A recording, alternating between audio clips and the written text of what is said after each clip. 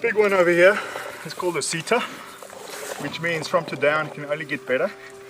He was rescued, the first rhino rescued here on a Kila private game reserve.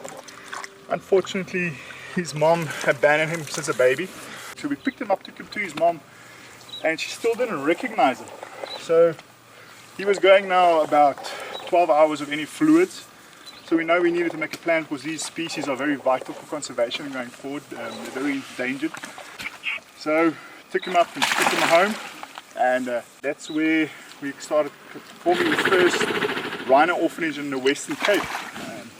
Also, the reason for the Western Cape is only 1% of poaching happening in the Western Cape. We've got a very good anti-poaching system working here with dogs, and free anti-poaching we provide to all game reserves around South Africa, and also a free rescue for any calves. And that's where baby Jumbo comes in. He was our second rescue that we needed to go up to in Mpumalanga area. His mom died due to bacterial infection, unfortunately, and it was quite heartbreaking because all he wanted when we got to him was his mom. And you know, there's nothing that you can do for this animal to provide back to his mother's love, which he will give.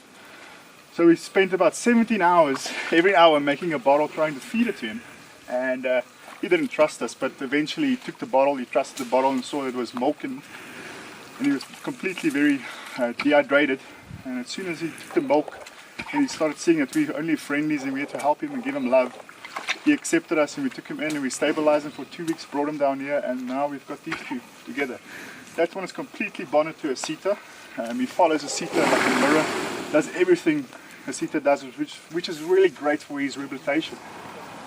And yeah, so we're just providing the best life for them. We're nurturing them, we give them milk, clean up for them, ensure they get good mud baths. We used to take them on walks, but we're now in a process where we're going to do totally hands off of them, and then we're going to get them ready for the release back into the wild. So Sita, there's an area here on the reserve which is not claimed by his big dad, and we're going to release him back into that area there, and hopefully he will find his own territory there and claim his territory and can continue to provide what he needs to do in our ecosystem and the environment, which is so important.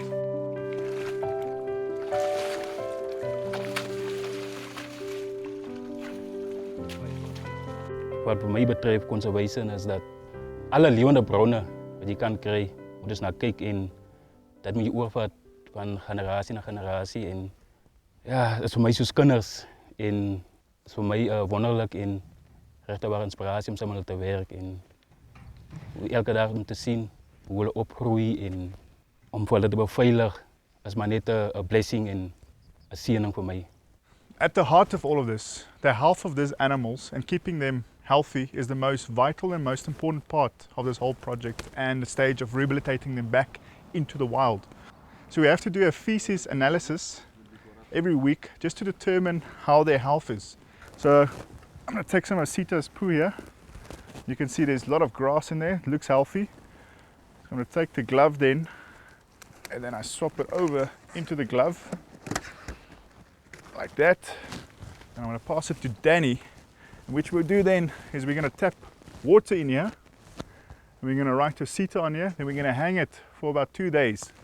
The water is going to go into the tips of the fingers here, and then if there's a lot of sand in there, we could see there's a lot of sand in the gut, so we're going to treat it for colic.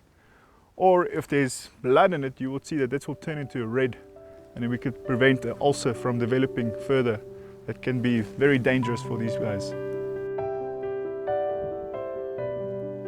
So what we're going to do now is we're going to give 6 liters of milk to this baby. We give him 6 liters every 4 hours during the day, and we have to get the temperature also to body temperature, about 37 degrees. So we're just going to mix in the water, get the temperature to the right degree, and then we're going to add the milk and probiotics and give it to this hungry baby out there that you will shortly hear crying for his milk.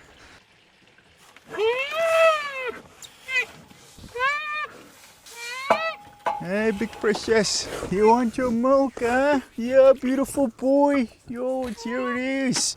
You don't have to wait anymore, man. Here you go. Now, it's quite a tragedy what is happening in South Africa with these babies. You know, as soon as they lose their mom, they totally dependent on their mothers for their milk and their survival. And once their mom's taken away, there's no chances of them surviving alone out there in the wild. And they're such gentle, sensitive, graceful animals. And it's a part of our heritage. And I can't imagine Africa without our beautiful heritage and how we can afford to lose these beautiful, pristine jewels of Africa.